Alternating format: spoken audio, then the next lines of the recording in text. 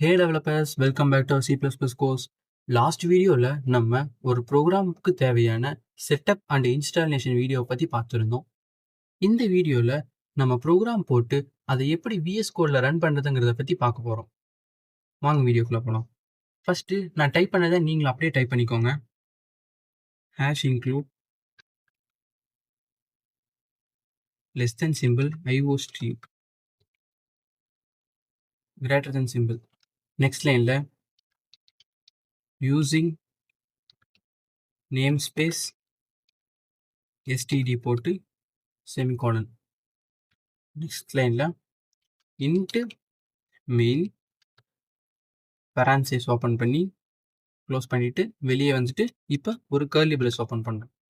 Curly பிரேஸ்க்குள்ளே இப்போ C அவுட்னு கொடுக்குறோம். Less than இந்த ஓப்பன் கோட்ஸ் ஓப்பன் பண்ணி ஹலோ வேர்ல்டு. இந்த டபுள் கோட்ஸ்க்குள்ளே நம்ம என்ன கொடுத்தாலும் அது நமக்கு அப்படியே டிஸ்பிளே பண்ணும். இப்போ செமிகாலன்.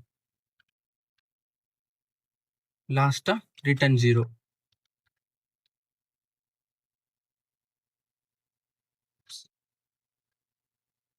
இப்போ நம்மளோட ஃபஸ்ட்டு ப்ரோக்ராமை ரைட் பண்ணிட்டோம். இதை எப்படி ரன் பண்ணுறதுங்கிறத பற்றி பார்க்கலாம். இங்கே மேலே டெர்மினலுங்கிற ஒரு ஆப்ஷன் கொடுத்து அதில் நியூ டெர்மினல் ஓப்பன் பண்ணிங்கன்னா கீழே உங்களுக்கு டெர்மினல் ஆப்ஷன் ஓப்பன் ஆகும்.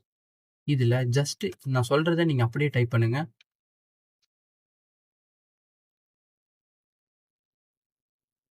G++, இப்போ ஃபைல் நேம் hello.cpp, இப்போ ஹைஃபன் கொடுத்து அப்புறம் நம்மளோட அவுட்புட் ஃபைல் நேம் அதையும் நான் ஹெலோனே கொடுத்துக்கிறேன். நீங்கள் எது வேணாலும் கொடுத்து ட்ரை பண்ணலாம்.